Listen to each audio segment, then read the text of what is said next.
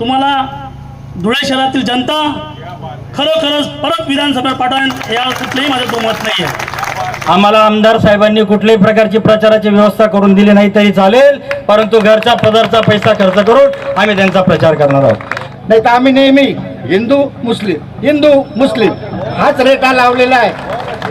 फक्त धुळे शहरासाठी नाही तर पूर्ण महाराष्ट्रामध्ये सगळ्यात जास्त निधी मिळवून देणारे एकमेव आमदार आहे ते म्हणजे फक्त डॉक्टर फारुख शाह साहेब आहेत। त्यांनी वीर सावरकर पुतळ्यासाठी 20 लाख रुपयाचा निधी दिला होता, एक मुस्लिम आमदाराने दिला होता वीर सावरकर पुतळ्यासाठी। आपल्याला कुठलाही जातीवाद न करता आपल्याला सर्वांचं काम करायचं आहे आणि धुळे शहराचा सर्वांगीण विकास कसा व्हावा त्यासाठी आपल्याला प्रयत्न करायचा आहे।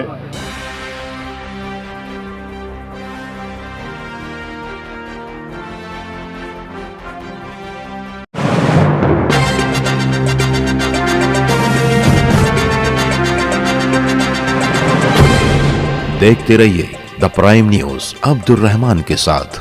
आज धुलिया शहर के आमदार डॉक्टर फारूक शाह ने बैक वक्त 101 कामों का मजमूई इफ्तिताह करके एक नई तारीख रकम कर दी। आजादी के बाद उन्हें धुलिया के पहले मुस्लिम एमएलए होने का शर्फ हासिल है, ये भी एक तारीख है। धुलिया के आमदार डॉक्टर फारूक शाह अपनी तामीरी ज़हनियत और विकास के कामों के लिए जाने जाते हैं। 5 साल के अरसे में उन्होंने अपोजिशन में रहने के बावजूद अपने असेंबली हलके में सबसे ज्यादा तामीराती फंड लाने में कामयाबी हासिल की। शौक तकरीबन 1300 करोड़ रुपए के आसपास है। धुलिया की गली कूचों से लेकर अहम और कुशादा इलाकों तक तामीरी कामों का एक जाल सा बिछा हुआ है। उनकी ये सारी खिदमात किसी एक इलाके, किसी एक मजहब, किसी एक तबके के लिए ना होकर सारे शहर और सारे मजहब के मानने वालों के लिए यकसा है। फिर चाहे इबादत गाहों, खानकाहों, धार्मिक स्थल, कब्रिस्तान, शमशान भूमि, चर्च, गुरुद्वारा हो, सभी के लिए उन्होंने फंड मुहैया करवाया है। जहां उन्होंने अन्ना भाऊ साठे स्मारक,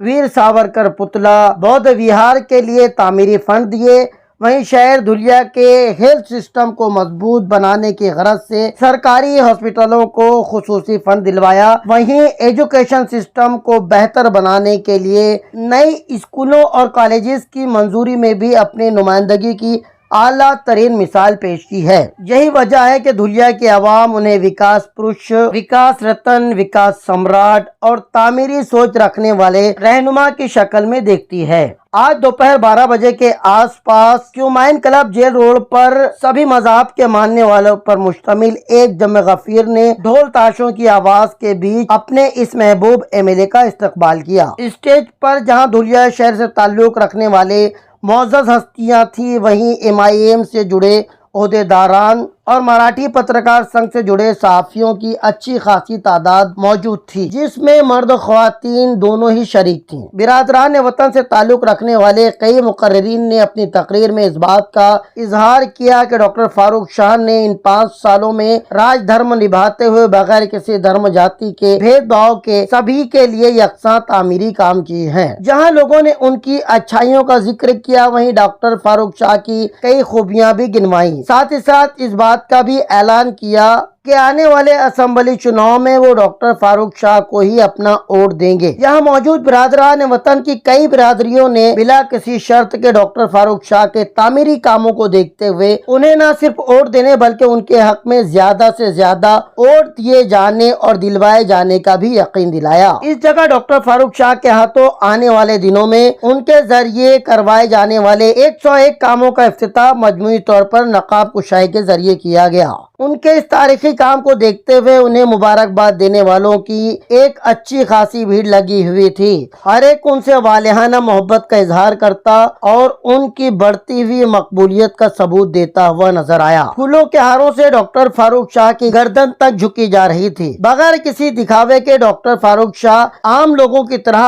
आम लोगों से मिलते नजर आते हैं। मिजाज इतना सादा कि रास्ते से गुजरने वाली बहनें भी रुक कर उन्हें अपने मसाइल बताती हैं और वो भी किसी फर्माबरदार वफादार भाई की तरह उनके दुखों का मदावा करते नजर आते हैं। डॉक्टर फारूक शाह की शनाख्त एक आवामी लीडर की है जिनमें सबको साथ लेकर चलने के औसाफ और जज्बा बदरजे उत्तम नजर आता है। मुस्तकबिल में उनके जरिए किए जाने वाले 101 कामों की इस इफ्तिताहिया तकरीब को लेकर स्टेज पर मौजूद हर मुकर्रिर बड़ा ही पुरजोश नजर आया। मला सांगताना विशेष आनंद होतो की जे काय 101 कामांचं उद्घाटन आहे, तर या परिसरातील सगळे नागरिक हे माझं कोणीतरी नात्याचे आहेत असं समजून माननीय आमदार साहेबांनी या दुर्लक्षित भागाकडे पहिल्यांदा लक्ष दिलं आणि या परिसरातील नागरिकांच्या अपेक्षा पूर्ण होतील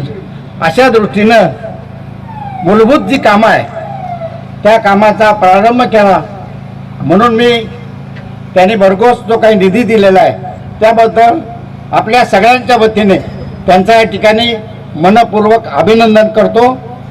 माझ्या पूर्वीच्या वक्त्यांनी सांगितलेलं आहे की आमदार कसा असावा हे त्याचं उत्कृष्ट उदाहरण 288 आमदारांमध्ये सापडणार नाही अशा प्रकारचा एक अलौकिक आणि धुळे शहरात नव्हे तर महाराष्ट्रामध्ये इतिहासात नोंद होईल अशा पद्धतीचं एक आदर्श उदाहरण माननीय आमदार साहेबांनी घालून दिलेलं आहे। नाही तर आम्ही नेहमी हिंदू मुस्लिम हाच रेटा लावलेला आहे।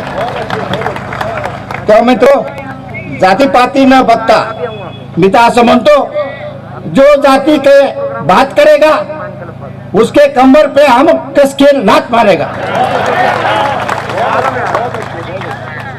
तेव्हा या देशाला खऱ्या अर्थानं शांती आणि सुख समृद्धीकडे घेऊन जायचं असेल तर आपल्याला मित्रो हा मनात जो जाणीवपूर्वक शत्रुत्व निर्माण करण्याचा तो काही डाव आहे तो आपण वेळीच लक्षात घेतला पाहिजे।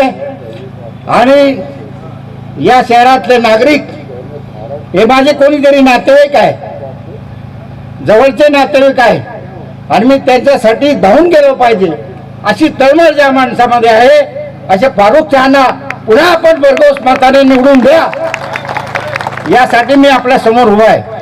त्याने आम्हाला सांगितलं नाही तरी मित्रो, मी आणि माझ्या परिसरातील संपूर्ण नागरिक हे त्यांचा प्रचार अगदी उघडपणे निधड्या छातीने करू याच्यामध्ये कुठली तीळमात्र शंका ठेवणार नाही।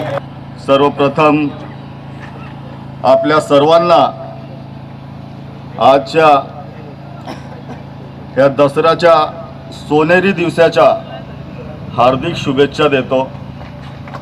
आणि खरोखर आजचा हा दिवस सोनेरी आहे आणि आजचा हा दिवस सोनेरी अक्षरात लिहून दिला जाणार आहे की पूर्वी कधी नव्हे तर आज आमच्या शहराच्या 101 कामांचा उद्घाटन आज आपल्या सर्वांच्या साक्षीने माझ्या हस्ते होणार आहे। बांधवांनो, आपल्या सर्वांचे आभार मानतो की आजपासून 5 वर्षापूर्वी आपल्या सर्वांनी मला आशीर्वाद दिला होता, माझ्यासाठी मेहनत घेतली होती आणि आपल्या सर्वांच्या मदतीने मी आमदार म्हणून निवडून आलो होतो। मी निवडून आल्यानंतर माझा फक्त एकच ध्यास होता की धुळे शहराचा सर्वांगीण विकास। धुळे शहराचा कोणताही समाज आणि कोणताही घटक विकास कामांपासून वंचित राहणार नाही यासाठी मी प्रथम दिवसापासून तर आजपर्यंत प्रयत्न करतो आहे। आपण बघितलं असेल मी ज्याप्रमाणे मुस्लिम बांधवांच्या कब्रस्तानसाठी वॉल कंपाऊंड केले, त्यांना निधी दिला, त्याचप्रमाणे आमच्या देवपूर अमरधाममध्ये गॅस शवदाहिनी लावली, त्याचप्रमाणे चितोडूर अमरधाम येथे इलेक्ट्रिक विद्युत शवदाहिनी उभारली। मी आदिवासी बांधवांच्या अशा वस्त्या जिथे आजपर्यंत कोणीच लक्ष दिले नव्हता अशा दुर्लक्षित भागामध्ये जाऊन तिथे सुद्धा विकास कामं केली. बुद्ध बांधवांसाठी बुद्ध विहार उभारले. आमच्या मातंग आणि चर्मकार बांधवांसाठी एक समाज भवन उभारून दिला. सर्व घटकांना सोबत घेऊन आणि विकास काम तर खूप केले. त्याचबरोबर धुळे शहरात जे जाती तेढ निर्माण झालेली होती त्याला कायमस्वरूपी संपवण्याचा प्रयत्न केला. आता आमचे काका भाषण करत होते आणि त्यांनी सांगितलं की हे जे महानगरपालिकेचे जे अधिकारी आहे ते व्यवस्थित कामं करत नाही. तर मी आपल्याला सांगू इच्छितो की हे जेवढे अधिकारी आहे ह्यांना ते भाजपचे जे ठेकेदार लोक आहे त्या लोकांनी त्यांच्याकडे पैसे घेऊन त्यांची नेमणूक केलेली आहे, त्यांची नियुक्ती केलेली आहे आणि ते पूर्णपणे भ्रष्टाचार करत आहे. अत्यंत खेद वाटते की मला महानगरपालिकेची साथ 5 वर्षात मिळालेली नाही. कारण भाजपचे 50 नगरसेवक होते, खासदार पण भाजपचा होता आणि ते नेहमी माझ्या कामांना विरोध करायचे. पण जनता जनार्दनांनी त्या भाजपच्या खासदाराची चांगली विकेट घेतली आणि आता तर मला पूर्णपणे खात्री आहे की महानगरपालिकेत कधी नाही भाजपची सत्ता कधीच येणार नाही ही मला पूर्णपणे खात्री आहे. मी आपल्याला विनंती करतो, आता वेळ खूप झालेला आहे, पण मी ज्या प्रकारे काम करतो आहे ते सर्व घटकांना, सर्व समाज बांधवांना सोबत घेऊन जे आमच्या धुळे शहरात जे जाती तेढ निर्माण झालेली होती ती तेढ कायमस्वरूपी संपवण्याचा प्रयत्न मी केलेला आहे. आता आपण बघितलं एक ठेकेदार आपल्या स्वतःला आता भावी आमदार म्हणतो. मी परवाच्या एक वृत्तपत्रात वाचलं, म्हणे हिंदू देंगा साथ आणि हिंदू करेंगा विकास. काय सांगितलं त्याने? हिंदू देंगा साथ, हिंदू करेंगा विकास. अरे मी सांगतो, हिंदूंनी तुला दिली होती साथ. तुम्ही 50 नगरसेवक भाजपचे निवडून दिले होते. हिंदूंनी तुला दिली होती साथ आणि तुम्ही हिंदूंचाच केला विश्वासघात. तर आपल्याला कुठलाही जातीवाद न करता आपल्याला सर्वांचं काम करायचं आहे आणि धुळे शहराचा सर्वांगीण विकास कसा व्हावा त्यासाठी आपल्याला प्रयत्न करायचा आहे. मी जास्त आपला वेळ घेणार नाही आणि मी पूर्ण प्रयत्न केलेला आहे. मी फक्त रस्ते, गटारी, लाईट, पाण्याचा बंदोबस्त नाही तर आपल्याला सांगू इच्छितो, राज भैया, मी आपल्या जे धुळेचे जे MIDC आहे त्यासाठी जे मोठे मोठे उद्योग आम्ही तिथे आणणार आहोत आणि त्यासाठी त्यांची जे काही समस्या होती ते मोठे मोठे प्रश्न आम्ही सोडवलेले आहे. आणि एक शेवटचा आमचा एक प्रयत्न आहे की जी रावेरची 158 हेक्टर जी जागा आहे ती आम्ही अधिग्रहित करून आणि लवकरात लवकर तिथे मोठमोठे उद्योग सुरू करू. त्याच्यातनं आमच्या शहरवासियांना रोजगार मिळेल.